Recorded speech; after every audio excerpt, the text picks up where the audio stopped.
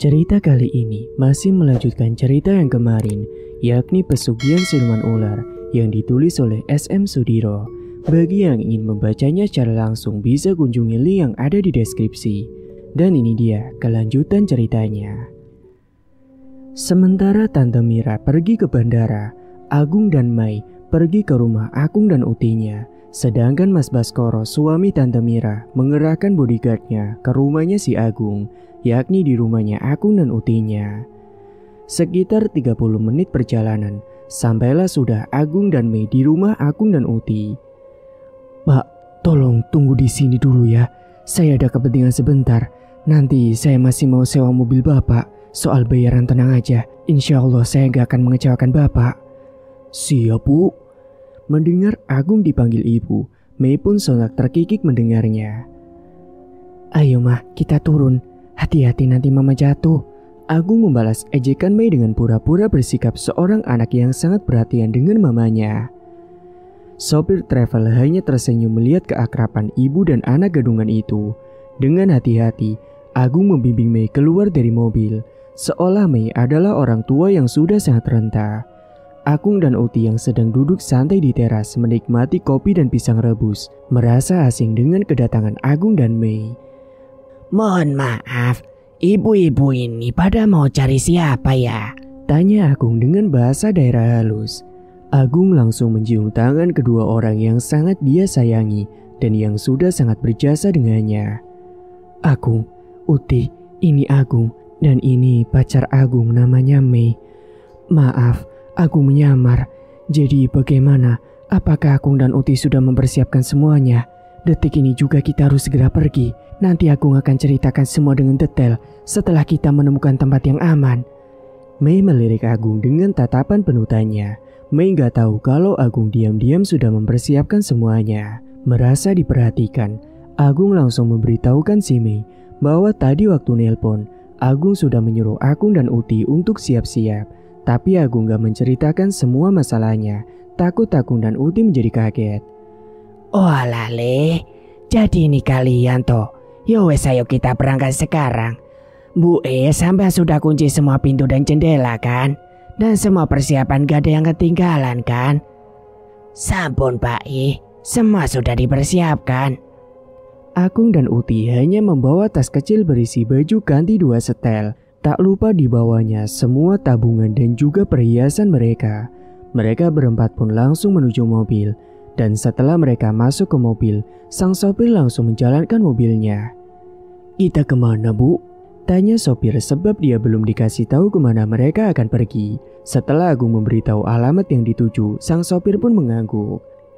Singkat waktu, 3 jam setelah kepergian Agung, utusan Bapak Baskoro sampai di rumah Agung dan Uti. "Halo bos, rumahnya sudah dalam keadaan kosong." Orang suruhan itu memberitahu Pak Baskoro melalui telepon. "Tidak mungkin, coba kalian cek sekali lagi." "Beneran bos, saya sudah nanya ke tetangga mereka dan mereka nggak ada yang tahu. Masalahnya rumah juga jaraknya jauh dari tetangga bos." "Sialan, cepat kalian kejar mereka. Siapa tahu mereka belum jauh. Istri saya bilang 6 jam yang lalu Agung masih di Surabaya. Setelah itu keberadaan mereka tidak bisa dilacak lagi." "Kami harus mencari kemana bos kalau nggak ada petunjuk yang pasti?" "Coba kalian ke bandara, siapa tahu mereka ada di sana." "Baik bos." Beruntungnya, Agung tidak pergi ke bandara. Padahal niatnya dia mau membawa keluarganya ke Batam. Namun dia berpikir kembali, Batam terlalu sempit untuk dijadikan tempat persembunyian. Agung memutuskan membawa keluarganya ke Kota Malang. Di sana ada Bapak Sarwono. Beliau adalah guru silat dan olah kanuragan. Dan beliau juga sedikit banyak paham tentang ilmu kebatinan. Menjelang tengah hari, Agung menyuruh sopir travel mencari rumah makan dan masjid. Setelah makan dan sholat zuhur, mereka pun kembali melanjutkan perjalanan. Dan tepat azan maghrib, mereka pun sampai di rumah Bapak Sarwono. Setelah membayar ongkos dengan memberi uang tip yang cukup besar, Agung mengajak Agung dan Utinya serta Mei ke rumah Bapak Sarwono. Agung langsung mengetuk pintu sembari mengucapkan salam. Pintu pun terbuka sambil dibarengi keluarnya Bapak Sarwono. "Ngapunten, mohon maaf kalian ini siapa ya? Tanya Bapak Sarwono, laki-laki yang berusia 55 tahun yang masih terlihat sangat bugar dan kekar. Maaf Bah, saya Agung. Ini Agung dan Uti Agung. Dan ini calon istri Agung. Bapak Sarwono menatap Agung dari ujung rambut sampai ujung kaki. Sebab di depannya adalah seorang wanita yang sangat cantik. Bukan seorang Agung yang dia kenal. Agung? Iya Bah, saya Agung. Tapi mohon maaf, saya memang sedang menyamar Bah. Pak Sarwono pun kemudian mengangguk dan menyuruh mereka untuk masuk. Karena waktu maghrib tidak baik kalau berada di luar rumah. Sementara di tempat lain, yakni di rumahnya Baskoro, Tante Mira juga baru sampai. Tante Mira marah-marah sebab jejak Agung sampai detik ini belum bisa ditemukan. Berkali-kali Tante Mira mengecek HP-nya, namun tetap tidak bisa. Sepertinya Agung sudah mengganti nomor atau bahkan sudah mengganti HP-nya. Terus bagaimana ini ya? Lusa kita harus memberi jawaban kepada Nyi Roro Kinanti. Sebab kalau tidak apa Ma? Kalau tidak, Nyi Roro Kinanti akan mengambil Dimas dan Nimas sebagai tumpal pengganti Agung. Apa? Gila ya kamu? Kenapa kamu memberikan anak-anak kita ke siluman ular itu? Bentak Baskoro emosi. Kembali ke tempatnya Bapak Sarwono, Agung dan keluarga aman di tempat itu. Bah, apakah mungkin siluman ular itu bisa datang ke sini? Tanya Agung kepada Bapak Sarwono di suatu sore hari saat sedang duduk santai di gazebo belakang rumahnya. Bisa iya dan juga bisa tidak, jawab Bapak Sarwono sambil menyesap kopi tubruknya, lalu menggigit pisang kukus yang masih mengepul asap karena panas.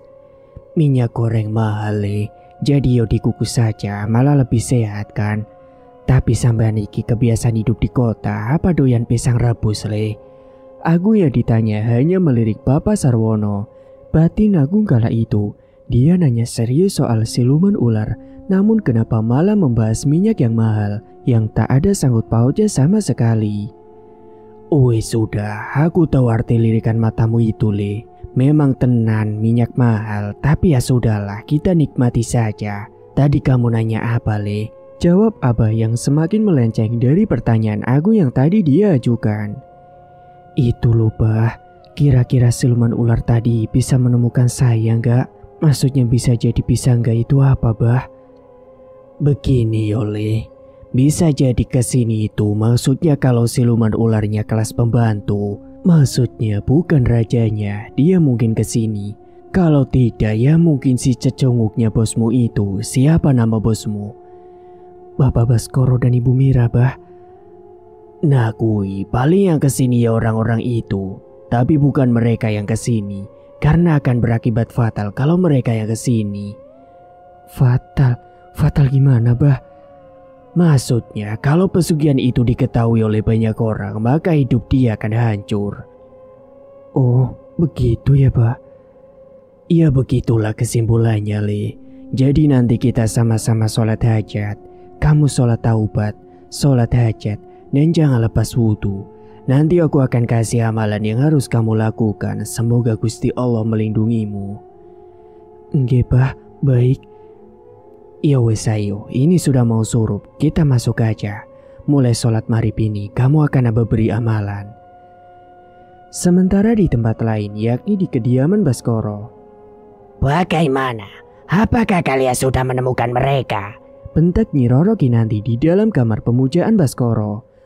Mohon ampun Nyi, belum, kami belum menemukan mereka, ucap Baskoro sambil menyembahnya. Sementara Tante Mira hanya menunduk diam ketakutan. Aku tahu di mana dia bersembunyi, tapi aku gak mau mengerahkan pasukanku ke sana karena ini semua tanggung jawab dari kalian. Lagian aku juga sudah tahu kalau hati Agung sudah terpaut ke gadis itu dan sekarang dia sudah berada di tangan seorang yang alim. Sekarang Agung sudah tidak bisa lagi kita kendalikan. Jadi percuma saja kalau aku mengerahkan pasukanku ke sana. Dan sekarang aku lebih berselera dengan anak laki-lakimu itu Baskoro. Jangan Nyi, jangan ambil anak saya Nyi. Saya akan lakukan apa saja yang Nyi mau. Asal jangan ambil anak saya yang jadikan korban. Jika Nyai mau harta ambillah, mau kekayaan ambillah. Tapi jangan ambil anak saya mohon Nyi. Tante Mira menyembah-nyembah siluman ular itu. agar sudi melepaskan anaknya yang akan dijadikan korban. Apa katamu? Harta? Bukankah hartamu itu semua milikku? Aku bisa kapan saja mengambil semua hartamu itu. Aku gak butuh harta, yang aku butuhkan adalah kedua anakmu. Kenapa kamu berubah pikiran, wahai siluman ular keparat? Bukankah dalam perjanjian bukan anakku yang akan kau tubalkan? Dengan lantang Baskoro berkata. Siluman ular itu mendesis sambil mendekatkan wajahnya ke muka Baskoro. Aku adalah iblis. Sudah menjadi sifatku bahwa semua perkataanku tidak bisa dipercaya. Kalian saja para manusia yang bodoh. Kalian terlalu menghamba dunia, ingin kaya dengan jalan yang pintas. Nyi, tolong lepaskan anak kami. Mereka tidak bersalah. Kami secepatnya akan membawa Agung ke sini. Bukankah Nyi mencintai Agung? Tangis Mira pecah setelah berkata seperti itu. Cinta?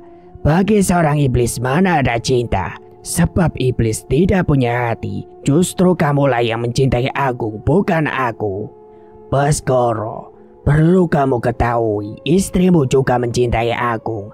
Dia sudah tidak mencintaimu lagi. Sungguh malang sekali nasibmu, Baskoro. Sebentar lagi kamu akan kehilangan segalanya. Ucap siluman itu berkata dengan lantang. Setelahnya dia pergi meninggalkan Baskoro dan istrinya.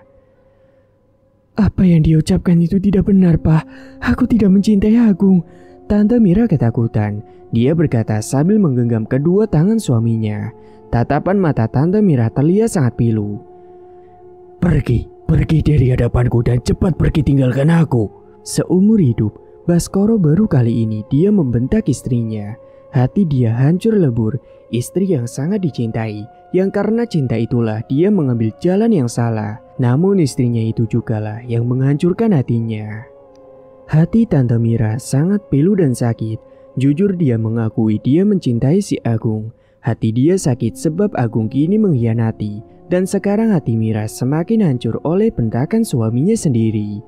Sambil meninggalkan Baskoro, Tante Mira mengingat semua kebahagiaan rumah tangganya dahulu. Dia juga ingat dia yang paling antusias untuk melakukan pesugihan. Mira merasa dialah penyebab dari seluruh kehancuran rumah tangganya. Mira berteriak berlari sambil menjambak-jambak rambutnya. Para pembantu yang berusaha menenangkannya malah ditendang.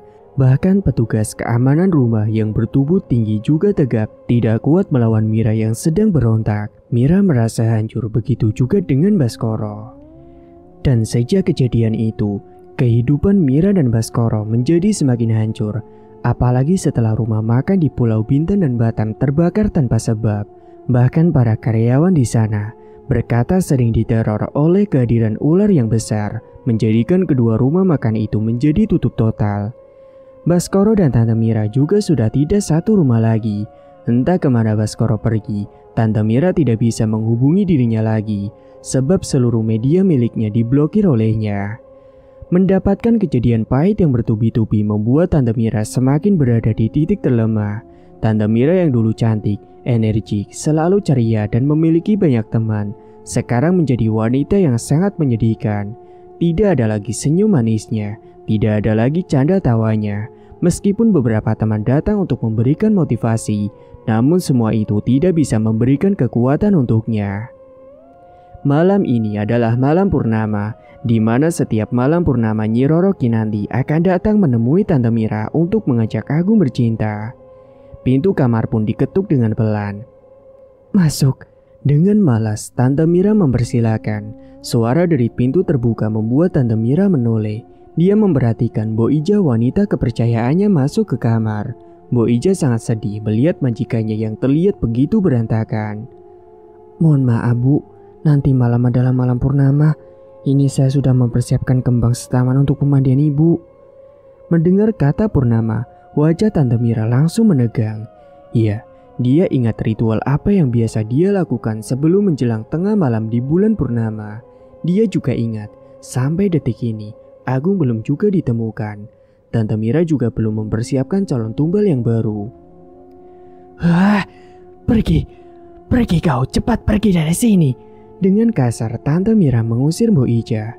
Seumur-umur Bo Ija ikut Tante Mira, belum pernah dia dibentak dan melihat kemarahan Tante Mira seperti saat ini. Tanpa permisi, Mbok Ija pun langsung keluar dari kamar. Tidak lupa Mbok Ija menaruh kembang setaman tersebut dan juga alat pemujaan lainnya di meja rias kamarnya Bu Mira.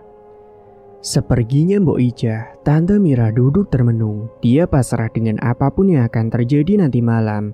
Dia menatap sendu dirinya di depan cermin sambil menggenggam bunga setaman. Dan tanpa terasa, air matanya pun luruh. Dia teringat akan semua kenangan hidup bersama Baskoro dan juga anak-anaknya. Dulu mereka hidup bahagia, sampai akhirnya Mas Baskoro kena PHK, lalu bertemu dengan Rudy. Dan sejak bertemu dengan Rudy itulah Tante Mira menjadi gelap matanya. Dia dengan antusias menyuruh Baskoro mengikuti jejak yang dilakukan oleh Rudy, mengabdi kepada siluman ular. Meskipun Tante Mira tahu persyaratannya, namun karena dia sudah gelap mata, Tante Mira terus mendorong Baskoro untuk mengikuti jejak Rudy. Sejak itu Tante Mira menjadi alat media Nyi Roro Kinanti. Entah sudah berapa puluh perjaka sudah menjadi korbannya. Tante Mira tidak pernah menyesal apabila mendengar para tumbal mati dengan mengenaskan. Hatinya yang sudah buta oleh hawa nafsu dunia, yang ada di otaknya hanyalah uang dan juga kekayaan. Memang benar, sejak Tante Mira menjadi kaya raya, seluruh keluarga yang dulu menghina langsung bertekuk lutut. Mungkin apabila mereka disuruh menjilat telapak kaki Tante Mira, mungkin akan mereka lakukan. Yang penting dapat imbalan segepok uang. Begitu juga dengan kehadiran perjaka yang dijadikan tumbalnya. Tante Mira juga sangat menikmati setiap percintaannya. Bahkan karena merekalah Tante Mira menjadi awet muda, sebab telah meragukan keperjakaan mereka. Sejak menganut pesugihan siluman ular, hubungan Tante Mira dan Baskoro juga semakin menjauh. Sebab sejak perjanjian dimulai, Baskoro tidak boleh menyentuh Tante Mira. Demi kebahagiaan rumah tangga, demi keutuhan sebuah hubungan, dan demi menjaga perasaan anak-anak, Baskoro tetap bersikap menjadi suami dan ayah yang terbaik di mata anak-anaknya. Meskipun hati panas dan perih bagai tersayat sembilu saat membayangkan Tante Mira bergumul dengan laki-laki yang lain.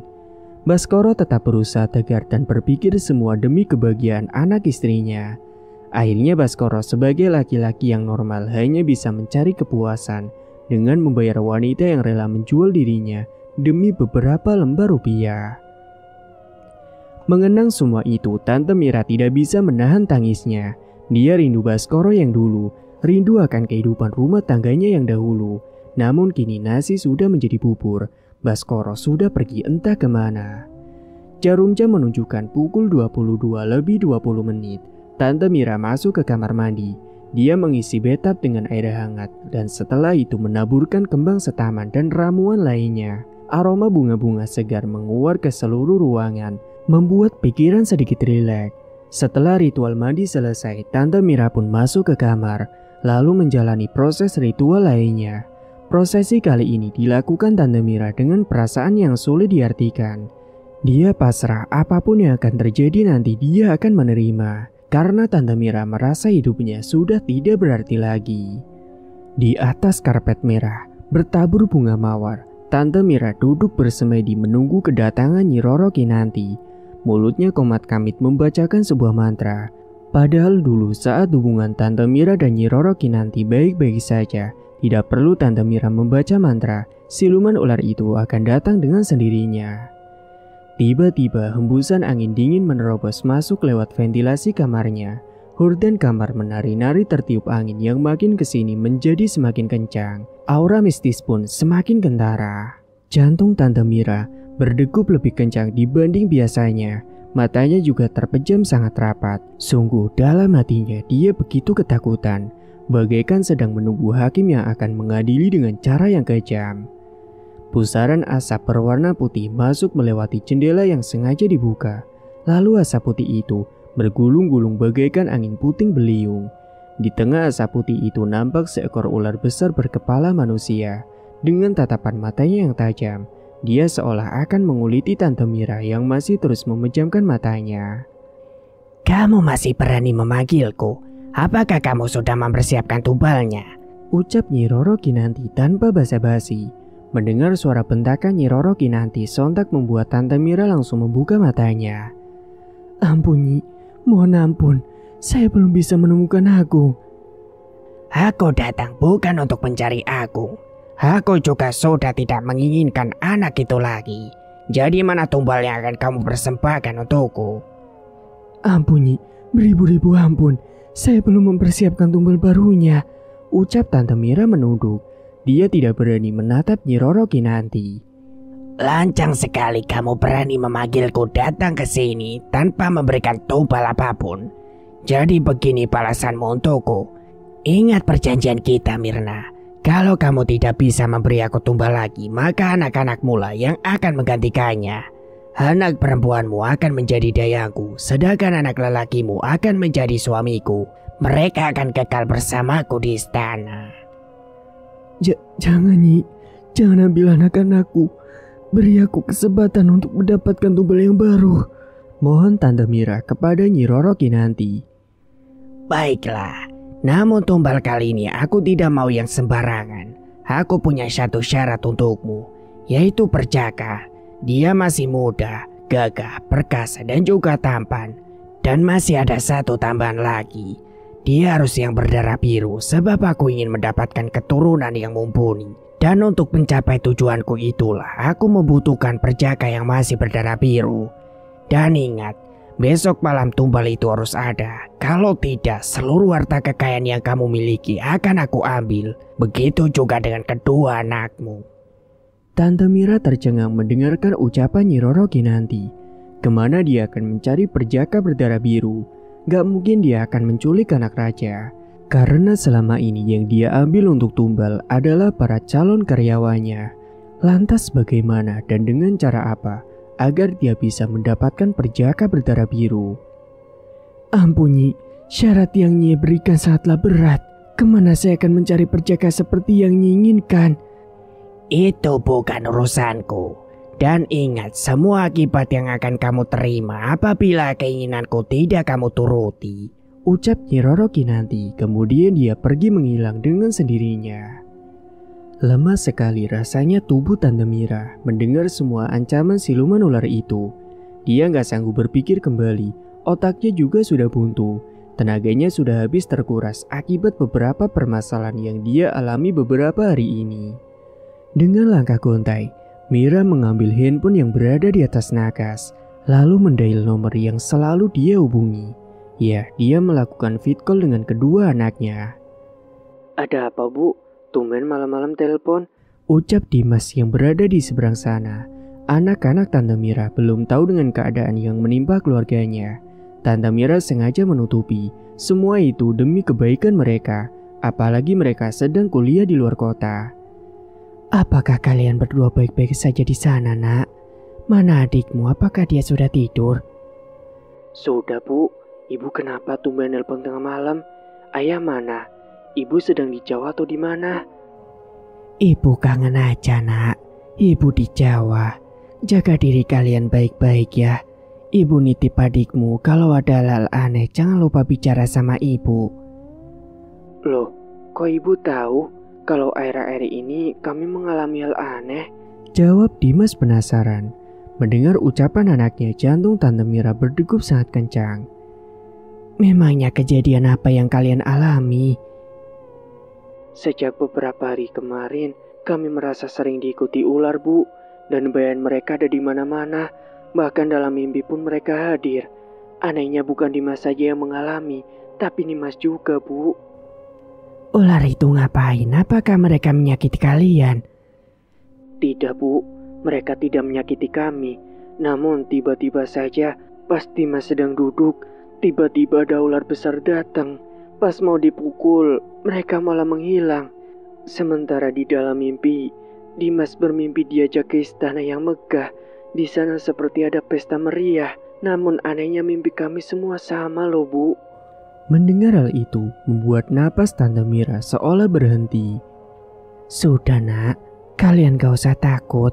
Anggap aja itu cuma bunga tidur. Ya sudah, sekarang kamu tidur ya. Ibu juga sudah ngantuk nih. Tante Mira mencoba menghubungi Baskoro. Dia ingin meminta tolong agar Baskoro mencarikan tumbal yang baru. Namun entah kemana perginya dia, sebab handphonenya tidak bisa dihubungi kembali. Singkatnya menjelang pagi, handphone Tante Mira berdering. Dengan sigap Tante Mira menjawab panggilan telepon. tanpa mengecek siapa yang telah menghubungi di pagi buta ini. Halo, apakah Anda mengenal Bapak Baskoro? Suara tegas seorang laki-laki terdengar di seberang sana. Mira terkejut sebab nomor yang menghubungi adalah nomor suaminya. Iya, saya istrinya. Mana suami saya? Kenapa ada yang memakai handphone suami saya? Oh begini, maaf Bu. Suami Anda sekarang sedang berada di rumah sakit sebab mengalami kecelakaan tunggal. Apa? Itu tidak mungkin. Apakah itu benar? Iya Bu, betul. Suami Anda kecelakaan dan sekarang dia berada di rumah sakit. Silakan Anda langsung datang ke rumah sakit Suwada Haji Blitar. Suami saya di Blitar? Iya Bu, benar sekali. Sebaiknya Ibu segera datang sebab kondisi beliau sedang kritis.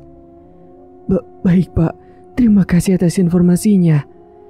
Masalah satu belum usai, kini datang lagi masalah baru. Setelah mematikan sambungan telepon, Tante Mira kembali menelpon anak-anaknya untuk segera datang ke Blitar dan mereka pun akan bertemu di sana. Bersama sopir, Tante Mira pun pergi. Perjalanan Surabaya Blitar terasa sangat lambat, padahal sopir sudah menyetir dengan kecepatan yang tinggi. Hingga beberapa jam kemudian sampailah Tante Mira di sana. Dia langsung menuju ke meja resepsionis untuk menanyakan pasien korban kecelakaan tunggal yang bernama Baskoro.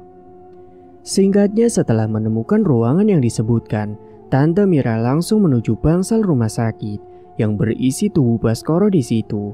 Sebagian wajah Baskoro lecet terkena serpian kaca dan kabarnya Baskoro juga harus diamputasi sebab kedua kakinya terjepit saat mobil menabrak bahu jalan. Pihak rumah sakit meminta persetujuan dari Tante Mira dan demi kebaikannya akhirnya Tante Mira pun menyetujui tindakan operasi. Sebab kalau tidak segera ditangani, takutnya luka Baskoro akan infeksi dan berbahaya untuk kesehatannya. Sendiri Tante Mira duduk di depan ruang operasi, tidak bisa berpikir ataupun menangis. Rasanya hati dan pikirannya telah mati. Mau menyesali apa yang harus disesali, bahkan untuk bertanya penyebab kecelakaan suaminya saja, Tante Mira belum sanggup. Yang hanya dia tahu bahwa Baskoro telah mengalami kecelakaan tunggal. Penyebabnya yang jelas belum diketahui sebab masih dalam penyelidikan pihak berwajib. Entah beberapa jam sudah Tante Mira menunggu.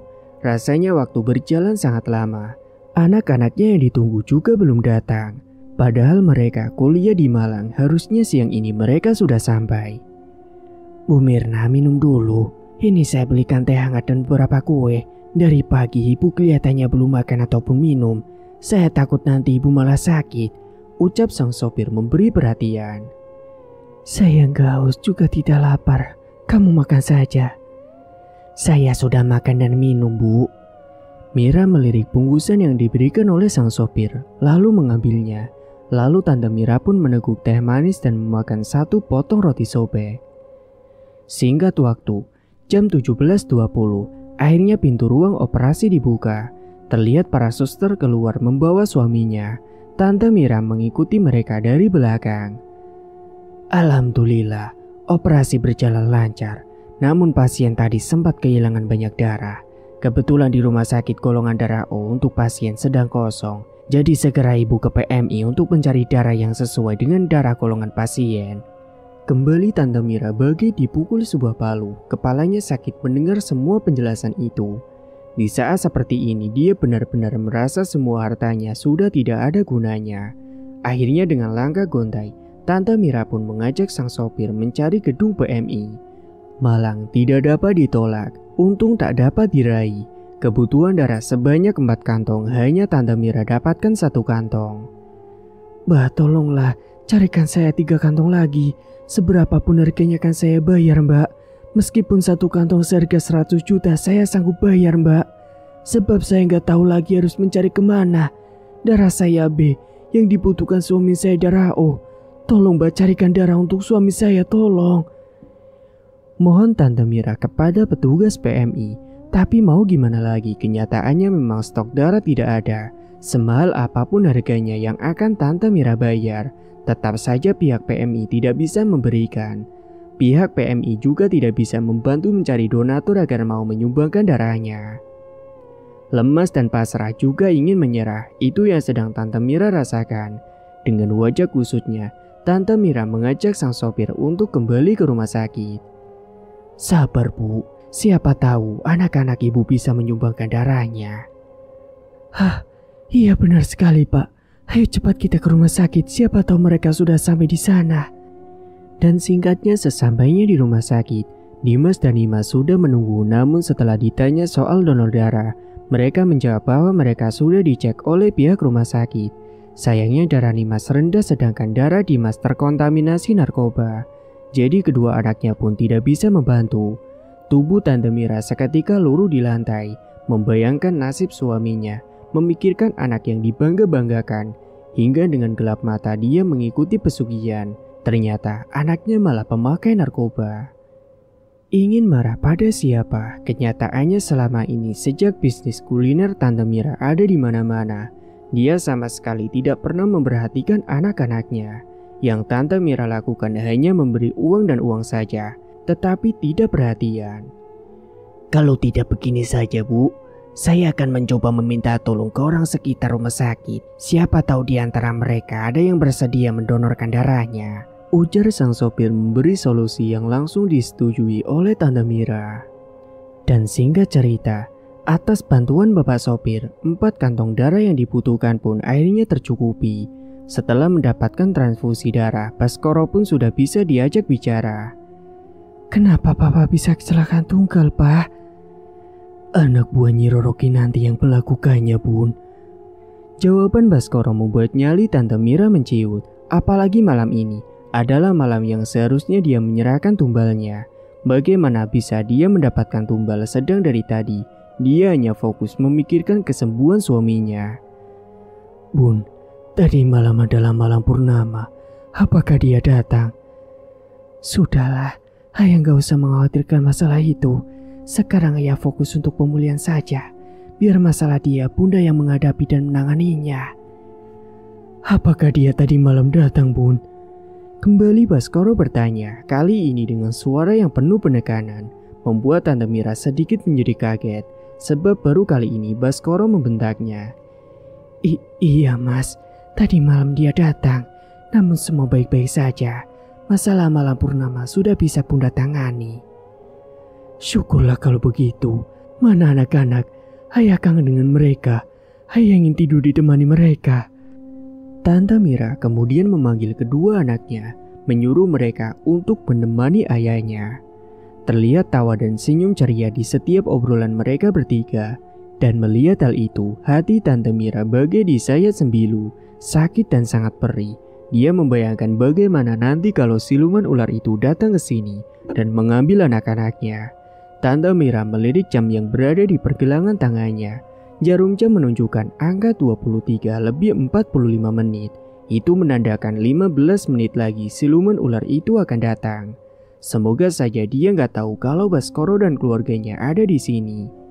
Tante Mira berjalan mondar-mandir. Sebenarnya dia ingin bicara jujur pada suaminya, tapi takut akan mempengaruhi kesehatannya. Secara Baskoro baru saja beberapa jam yang lalu diamputasi. Baskoro saja keadaannya belum sepenuhnya stabil. Apalagi mentalnya masih sangat rapuh sebab mengetahui kedua kakinya yang kini sudah diamputasi. Ya, tidurlah. Hari sudah tengah malam. Jaga kesehatan. Anak-anak, biarkan ayah kalian istirahat. Kalian tidur aja di sofa itu biar bunda yang menemani ayah. Biarkan kami di sini, Bun. Kami duduk di kursi aja. Ayo ayah, lekaslah tidur. Tidak, Nak. Entah kenapa ayah belum ingin tidur. Ayah masih kangen dengan kalian. Nimas juga masih kangen ayah, Bun. Biarin Nimas di sini aja ya, Bun. Akhirnya Tante Mira mengalah. Dia lalu duduk di sofa dan berusaha memejamkan matanya. Sedang lelap tidur, Tante Mira kemudian mendengar seperti ada keributan di dalam kamar. Namun matanya tidak bisa dibuka. Hanya naluri keibuannya yang mengatakan bahwa anak-anaknya sedang dalam bahaya. Dengan sekuat tenaga, Tante Mira mencoba membuka matanya. Namun mata itu seperti dilem dan mulut Tante Mira juga seperti dikunci. Badan Tante Mira sangat susah digerakkan. Namun telinganya masih bisa menangkap suara suaminya yang memohon ampun sambil menyebut nama Nyi Roro Kinanti. Dia juga mendengar suara Dimas dan Nimas yang begitu sangat lemah. Setelah suara itu menghilang dan kamar menjadi hening, Tante Mira baru bisa membuka matanya. Betapa kagetnya dia saat mendapati suaminya terkulai lemah di bawah ranjang rumah sakit.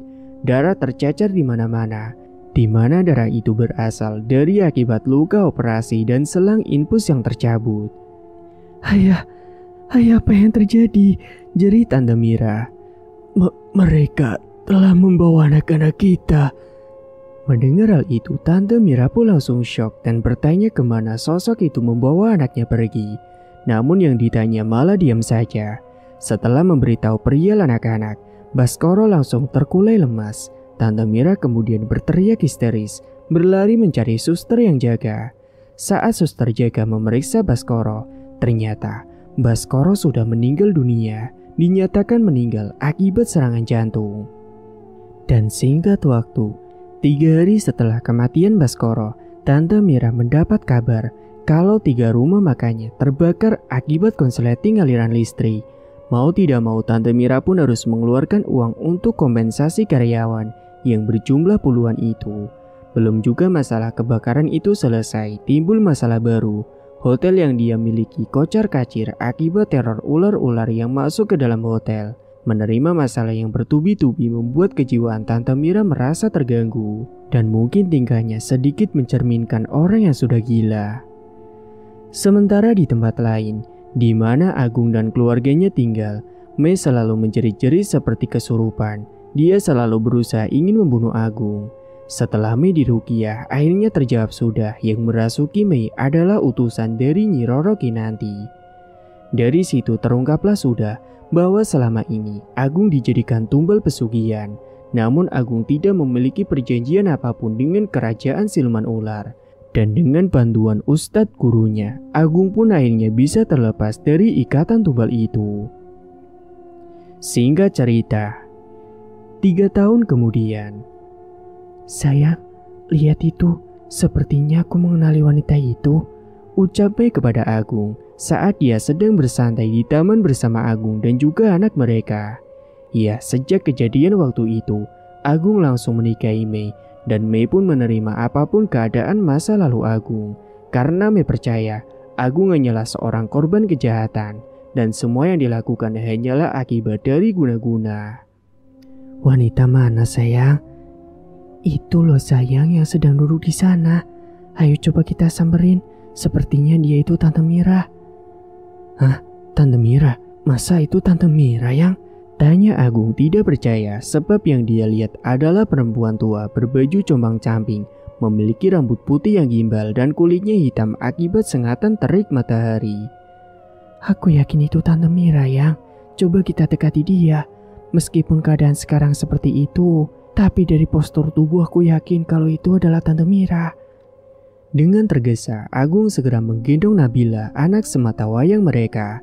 Lalu menggandeng tangan Mei dan segera berjalan menuju wanita itu, yang Mei bilang adalah Tante Mira. Setelah dekat, Agung memandang wanita itu dari atas sampai bawah. Sebagai seorang yang pernah sangat dekat dengan Tante Mira, Agung langsung mengenali wanita itu.